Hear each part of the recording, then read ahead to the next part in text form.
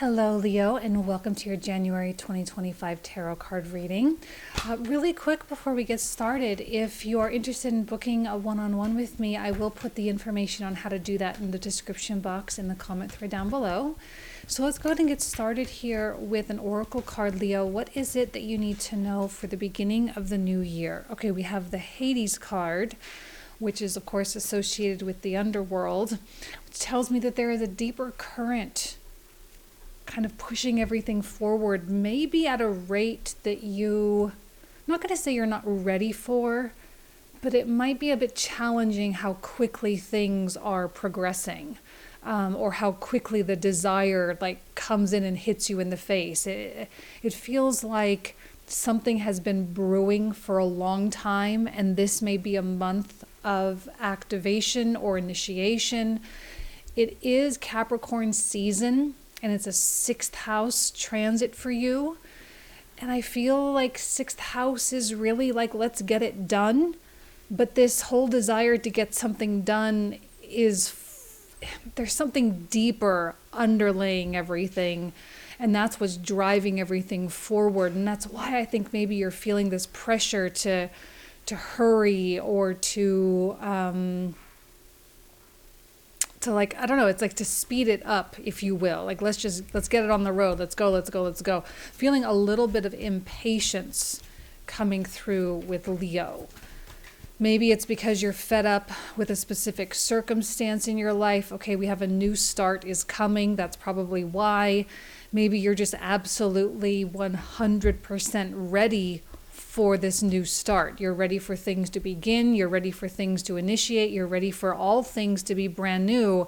I don't know that you are really having the patience right now, which is a good thing, I think, because you're going to be really on point. You're going to be getting everything done. You're going to be kind of self-motivating a lot. You're going to have that natural inspiration. You don't have to fight for it. You don't have to do anything to get yourself there. You're just there. You're there, you're ready, you're prepped, you're primed.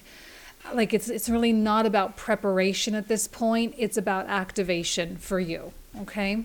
So what else? What else does Leo need to know for January 2025 with the tarot cards? Okay. All right, I really like this 7 of Coins coming out a lot. Because it is so unemotional and realistic, and there's kind of this energy of let's think it through, let's analyze, let's be sure, let's look at the numbers, let's look at the spreadsheets. Okay, it's real, and I think Capricorn season calls for a lot of realism. I know we have a lot of Pisces, okay? We have the North Node moving into Pisces. We have Venus coming into Pisces as well. We also have Mars retrograding out of your sign and back into Cancer. So I know there is emotion, but I still feel like we're operating. It's like maybe there's so much that we don't really have the time or the energy or the capacity to really sit and think about it or to ponder it. All we can do with the emotion is act upon it, right? That's all we can do, and say, okay, well, the drive is there, the motivation is there, I'm being fed up with this, therefore I must do that. And again, it's all very logical. What I really like about this 7 of Coins is our ability to take a step back and just look at things. We look at it without it having to mean a whole bunch, right? Like you look at your bank account, maybe it's not as high as you would like it to be, but it doesn't mean anything. It doesn't mean anything about you. It doesn't mean anything about your value. It's just, this is where I'm at, right? That's plain and simple. So when we know where we're at, then we can start making the proper moves. And again, this Hades underworld is kind of relentless, because that drive is so deep, and it really does come from kind of an unseen place. It's like maybe someone comes up and asks you, says, Leo, why don't you just take your time? Why don't you just relax? And you say, I don't know, I could, but I don't know that now is the time, and I can't even really explain why. The thing with the North Node coming into Pisces, when it does so, it's immediately coming into this conjunction with Neptune. And Pisces in general, Neptune in general, really requires a lot of surrender and a lot of faith. And I think when we're truly in that state of faith, I mean, yes, we think about things, but we don't let things hold us back. We don't let the realism of a situation, or the reality of a situation rather, hold us back. We accept the reality, but then Emperor, we still take charge, we still stand in our authority, we still delegate, we still demand, we still progress. I mean, the Emperor is not idle. He may not be, well, I mentioned speed. I am feeling an element of impatience, but I also know the Emperor is going to do things properly. Okay, he's not going to do anything sloppy. Or sloppily, is that a word? He's not going to do anything haphazardly anyway. He's just going to, he wants to rush and he wants to make it happen, but he also wants to do it with quality. He wants to do it well. And with the devil, like, yeah, of course there's going to be stuff that comes up. Of course there's going to be fear, and there's going to be temptation, and there's going to be maybe some external things that go on, and external people that try to prevent, or, you know, there's maybe, I don't know, it does feel like both internal and external with that devil. It feels like it's coming from both sides, but I don't really see that being all that menacing. I think it's to be expected. I think, you know, it's like, well, when you start making big moves like this, or you start pushing, or you start really making things happen, you know as well as I do that things are going to come up. Okay, on the inside, we're going to have our fear and our insecurity. Our survival instinct is going to kick in. We're going to try to go back to that comfort zone, into the world that we've known. We're going to have, you know, those little inner child voices that, you know, might not necessarily be all that favorable for us. We also have financial circumstances on the outside. We have family and other kinds of relationships, and we have societal influences and things like that that can be impacting us. However, the Emperor kind of scoffs at a lot of those things and says, well, I'm certainly not going to let any of that, like literally none of that, stop me from my new beginning here. Because I think on many levels, one, you want the new beginning, and two, you feel deserving of the new beginning. So, okay, we got the Empress. Exactly. The deserving, for sure. I'm loving the masculine-feminine balance that's coming through with the Empress-Emperor. It really speaks to the creativity and the kind of penetrative force, like out in the world, where you're actually making things happen in a physical way. But there's also a receptivity and a softness and an intuition that comes through with the Empress as well. So it's not as though you're fighting against the material realm, which I think is what the devil is trying to get you to think. But you know in your heart of hearts that you're not fighting against anything. Page of Wands. Yeah, that's definitely giving me the impatience. That Page of Wands. Like, a Page of Wands might be one step at a time kind of energy, but he's also really ready to go. You know, he's like, come on, let's put one step in front of the other. Let's get started tomorrow. Let's get started right now. Let's not put anything off. Let's not hesitate or resist. Let's just go, go, go, go, go. He's so excited all the time to kind of enter this new terrain, and it looks like he's walking straight into the moon, which, as we know, can have a very mysterious quality about it, where it's like you don't know how all of this is going to work out. And the fact that you're doing things with so much faith and such a sense, it's like you're so faithful, and that's what's giving you the sense of security, even though there really isn't any evidence to suggest that. to suggest that you're secure, to suggest that the future is quote unquote safe. But I think it's a lot safer to take the risk than it is to stay put, or than it is to stay in this current circumstance. And I think that's really what the devil is trying to get you to do. It's trying to get you to remain attached to something, but in your heart of hearts, and that's the thing, this is really coming from your heart of hearts with the underworld, right? It's coming from that ineffable place that you just really can't define. But you know that the attachment there is detrimental. And that's the unsecure place, or insecure place rather. There is a lot more safety and security in venturing off, in taking the chance, in taking the risk, in putting yourself out there, in wearing your heart on your sleeve, in being in your authentic self. There's a lot more power there. There's a lot more safety. Now, what I like so much about the Empress is her ability to bring things into the material. That's really what she does, right? She's the epitome of actualization. So you're in the process now, I would imagine, of actualizing some pretty big goals. I feel as though there's been the underworld. I feel like there's been a lot that's been brewing.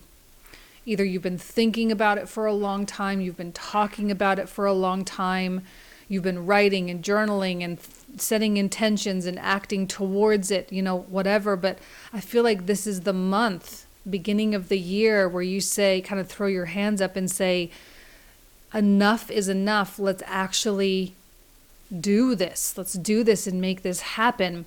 Of course, I know you're doing it realistically. I'm not suggesting that you're putting yourself in any kind of dire straits here. Clearly, you're thinking it through. Clearly, you're being analytical. Clearly, you're being somewhat cautious. I don't want to say cautious. I think that's the wrong word. You're just being smart. Let's just say that. You're being smart about it. But now's the time. And you may not have all the resources that you need. You may not have everything positioned exactly the way it's supposed to go. You may not have all the answers. You may not really know.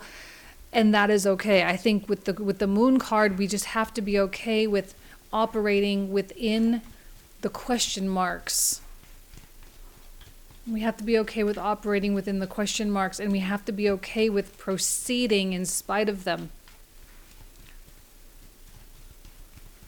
The more accepting of the questions, or open-ended or unanswered questions you can be, the better off you'll be.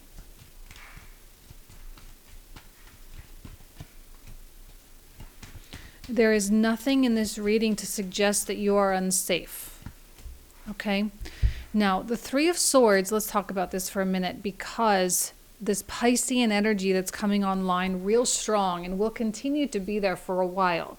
I want you to keep in mind that as we approach the end of January, like the very end of January, we'll be in Aquarius season by that point, and Venus will be moving in through her pre-shadow phase.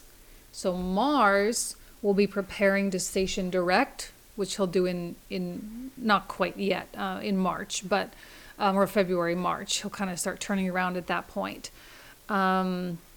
But while Mars is kind of doing that, Venus is also now coming into her retrograde set of degrees. So she'll be starting that in Pisces, and then she'll eventually move into Aries in February, which is where she'll begin her retrograde at 10 degrees of Aries. But the Piscean energy that is involved demands sacrifice, and it demands loss, and it demands letting go. And because Pisces is in your 8th house, it demands transformation and death. And I think that's what the Three of Swords represents. And I think the attachment, the desire to remain attached, I think that kind of goes hand in hand with the Three of Swords. where the Three of Swords is that moment where you say, I absolutely have to sever these ties, because these ties are only preventing this new start from actually blossoming.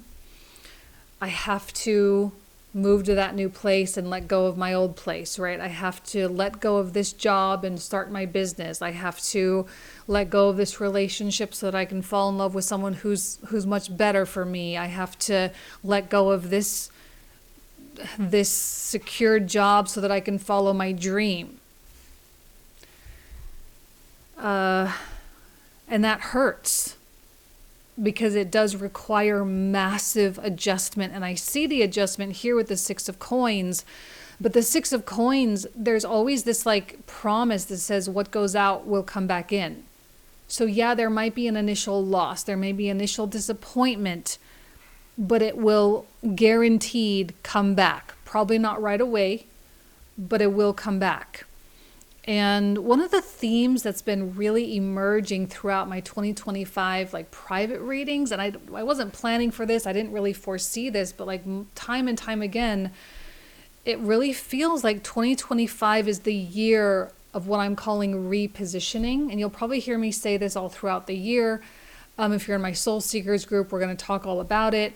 But it's like, this is the time to move the chess pieces around, to get yourself to the right place, to get your, money flowing in the right direction, to get your revenue streams, to get yourself in the right social circles, to be doing this, the place to put yourself in the right rooms, having the right conversation, right? You want to position yourself for the success and the life that you ultimately want to lead. So, this is probably the first massive repositioning move that you're being asked to make through 2025. This will not be the last. Definitely the first, though. And this first one might be the hardest. And I think for some reason it feels like it's the biggest. Because after this point, you'll have expanded your reality enough, right? Because you kind of let go of the old here, and you say goodbye, and you have this new void that gets to be filled in with all this brand new stuff.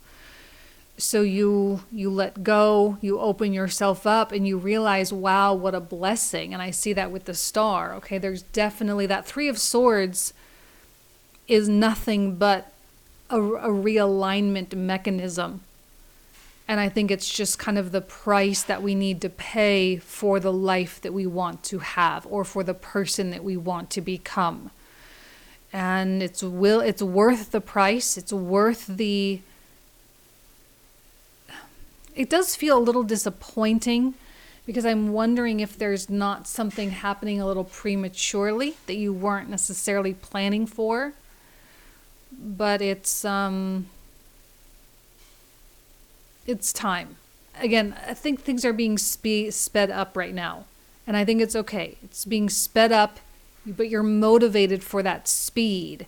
You're motivated for things to start operating on that new level.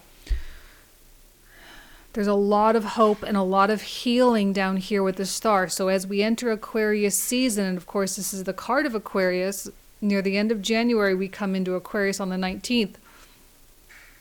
That sun immediately comes into contact with Pluto just after it has come into an opposition with Mars, which is Mars is retrograde. Okay, so first the sun comes opposing Mars, and then a few days later, boom, it hits this conjunction with Pluto. It's kind of an intense situation for the sun to go through, but it's cleansing and baptismal. So by the beginning of February, you're going to be on a whole new playing field. The rules are going to start to be different. And I think it's happening fast for you, Leo. I